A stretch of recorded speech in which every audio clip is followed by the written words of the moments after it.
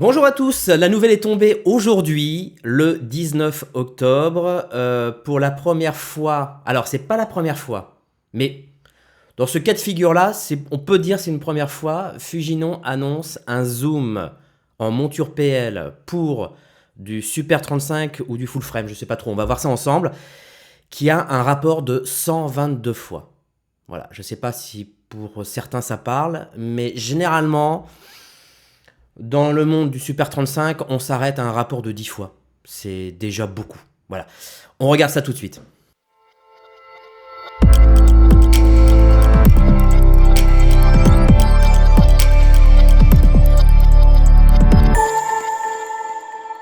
Alors la nouvelle est arrivée ce matin sur tous les sites de broadcast, ciné, etc. Là, je suis par exemple sur cinéd.com. Fujifilm annonce le boîtier d'objectif à monture Fujinon PL qui fait du 25 mm au 1000 mm.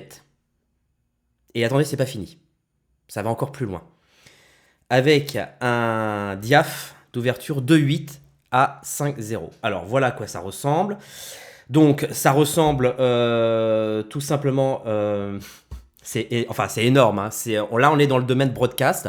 C'est-à-dire qu'on est dans les zooms classiques de gros rapports, genre par exemple 100 fois, qu'on utilise dans les enregistrements télévision avec les caméras 2 tiers de pouce, qui a la particularité d'avoir des rapports très importants, qui permettent donc d'avoir des très très très longues focales, et qui permet donc de pouvoir reculer les caméras, que les caméras ne soient pas à proximité du décor, du plateau, pour justement qu'elles ne soient pas dans le champ. C'est le principe vraiment des caméras broadcast de télévision.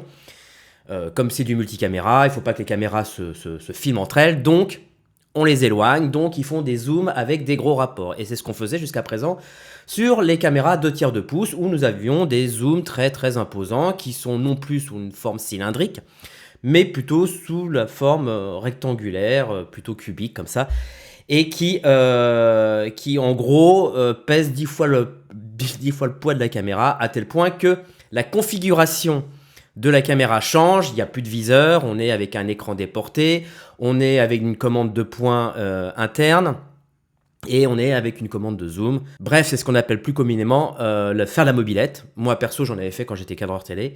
Je faisais des émissions de télé, j'étais cadreur, et j'avais ce genre de système avec des pieds Vinted. Généralement, c'est bien Vinted qui est apte à prendre ce genre de caméra, qui est capable donc de supporter le poids et surtout la maniabilité de tout ce bordel, puisqu'on s'aperçoit que ça prend énormément de place et que c'est très lourd. La caméra est insignifiante et complètement déportée. Bref, donc jusqu'à présent, ce n'était que pour les caméras 2 tiers de pouce.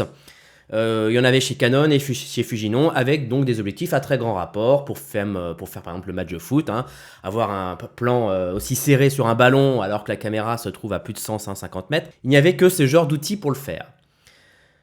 Seulement, il y a plusieurs années, Fujinon a déjà commencé à amorcer, à vouloir relier le monde du broadcast et le monde du cinéma par son objectif Cabrio 1990. Je ne sais pas si vous vous rappelez. C'était cet objectif-là. Le zoom standard léger qui ouvre à 2.9, 19-90 mm. Voilà, donc ça ressemble à un optique ENG, hein, vous voyez, quand on le regarde. Ici, on a la poignée, ce qui nous fait rappeler donc sur les objectifs de type Fujinon ou Canon dans le domaine broadcast 2 tiers de pouce. Voilà, qui comprend donc tout le cerveau. Alors le cerveau SERVO, qui permet de commander donc à la fois le diaph, le zoom, et surtout une mise au point ergonomique en ENG, c'est-à-dire une course de points qui est très réduite, qui permet à l'opérateur de pouvoir agir à la fois sur le cadre, mais aussi sur la bague de points. Donc pas là, forcément, ce n'est pas fait pour être manipulé par un assistant caméra. Voilà. Donc Fujinon avait déjà amorcé avec le Cabrio à l'époque le 19-90 mm, mais à l'époque c'était un 4.7 fois. Hein, c'est-à-dire que c'était plus petit que le Cooke Vincent, qui lui a un rapport de 5. Mais voilà, au moins il avait le mérite de pouvoir être ENG, et c'était très pratique.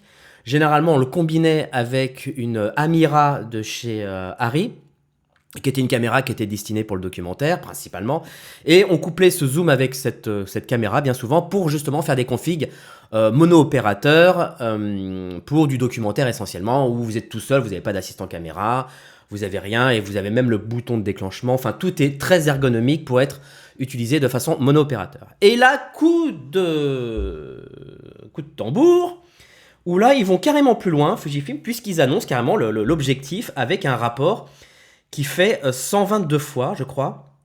Non, 40 fois, pardon. 40 fois, je me suis un peu emballé. Et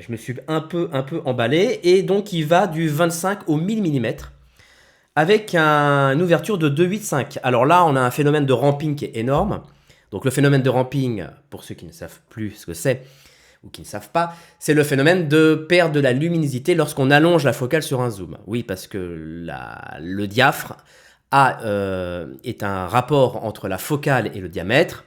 Le diamètre de l'objectif étant fixe, physiquement votre objectif ne bouge pas, la focale évolue, donc forcément votre N-diaph va évoluer. Alors il y a des objectifs qui ont des petits rapports qui, on va dire, est plutôt négligeable, qui se fait passer.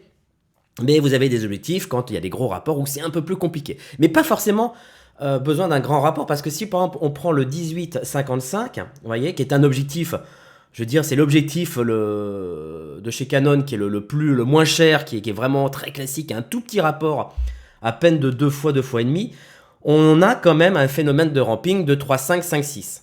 Voilà, c'est vraiment, mais parce que ce sont des objectifs low cost, voilà, qu'on va vous donner avec votre petit boîtier que vous allez acheter, etc. Mais là, dans le cas du Fujinon, on n'est pas dans du low cost, loin de là, on parlera du prix d'ailleurs. On peut dire que là on a un phénomène de ramping qui est parfois un peu dérangeant, c'est-à-dire que si vous êtes amené à faire un zoom qui va de 25 au millimètre, je ne sais pas pourquoi, un plan large jusqu'à un plan serré, eh bien vous aurez une perte de diaph de pratiquement de 8, 4, presque un diaph et demi.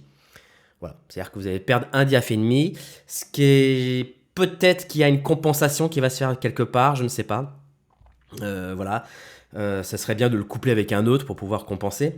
Mais voilà, en tout cas, il y a ce phénomène de ramping qui est un peu dérangeant, mais qui n'est pas forcément attribué à toutes les caméras qui ont des forts rapports comme ça. Alors peut-être parce que ça a une couverture Super 35, mais par exemple, si on parle du Canon UHD, alors ça, c'était pour le coup pour le 2/3 de pouce, qui est par là, voilà, celui-là est un 122 fois. C'est pour ça que j'ai fait l'amalgame entre les deux. Je me suis un peu emmêlé. 122 fois, voilà, ça ressemble à ça. Et lui est destiné pour le 2/3 de pouce. C'est un 122 fois x 8,2 mm, donc forcément on commence sur des focales plus courtes. Et donc 8,2 1000 mm, et qui ouvre à 1,7. Je ne sais pas si vous vous rendez compte, quoi. Un tel rapport de 122 fois qui fait du 8,2 jusqu'au 1000 mm sans ramping, c'est-à-dire diaph constant, 1,7. Ça veut dire que même une focale fixe, pratiquement une focale fixe en Super 35 n'ouvre même pas pratiquement à 1,7. Quoi. Alors ça, pourquoi ici ça fonctionne? Parce qu'on est sur du 2/3 de pouce. Et que forcément, le champ de couverture arrière est plus réduit, donc on est plus concentré.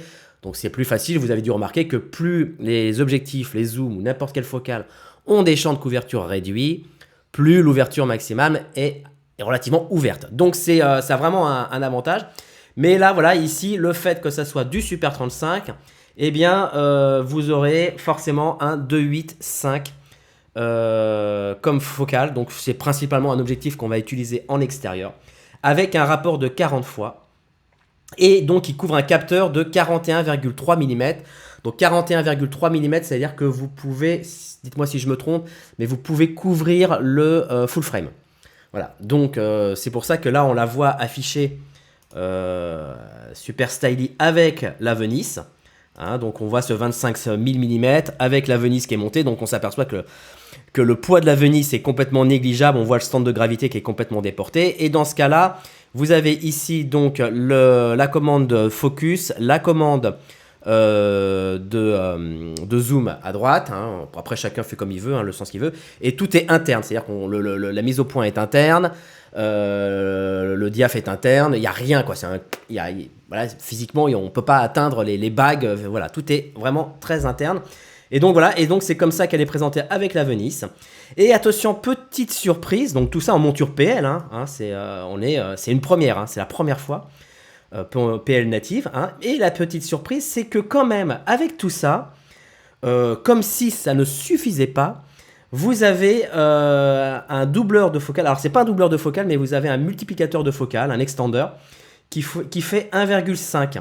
Ça veut dire que vous pouvez carrément avoir 1500 mm. 1,5. Je crois que je ne me suis pas trompé, j'ai lu ça quelque part. Voilà, l'utilisation de l'extendeur 1,5 renouvellement développé indique la distance focale. Du coup, on arrive jusqu'à 1500 mm. C'est énorme. C'est énorme, 1500 mm. Voilà. Donc, c'est une première en monture PL et surtout en couverture Super 35 full frame après le Cabrio 1990 qui a été lancé il y a quelques années. Donc, je pense que c'est dans l'intérêt, à mon avis, de faire du multicaméra justement avec les caméras Venise, donc avec du grand capteur. Bonjour la mise au point. Parlons du prix, les amis. Ah, le prix, le prix. Eh bien, les prix, on n'a pas d'informations en ce qui concerne le prix. Cependant, ne vous attendez pas à ce qu'il soit abordable. Alors ça, c'est clair, hein, parce que j'ai une petite info. Si on regarde chez B&Edge, combien coûte un 99 8.4, donc 8,4, 832 mm qui ouvre un 7 4.2, petit effet de ramping. Donc, c'est pas le meilleur des meilleurs, d'accord. Mais pour une couverture 2 tiers de pouce, hein, on n'est pas sur du Super 35. Eh bien, voici le prix, 164 900 $, hors taxe. Donc, pour moi, je tablerais bien sur un bon 200-250 000 €. À la louche. Hein. Voilà, dites-moi ce que vous en pensez dans les commentaires si vous avez une idée du prix ou si vous l'avez trouvé sur un autre site. Disponible l'année prochaine en 2023. Si vous avez vraiment besoin d'une belle longue focale, allez-y. Mais alors attention, hein, prévoyez d'acheter un pied supplémentaire parce que rien que le poids du bousin, c'est quand même quelque chose. Voilà. Merci de m'avoir suivi jusqu'au bout. À très vite. Pensez à vous abonner, activer la petite cloche pour ne rien louper de vidéos. Et je vous dis à très vite. Ciao.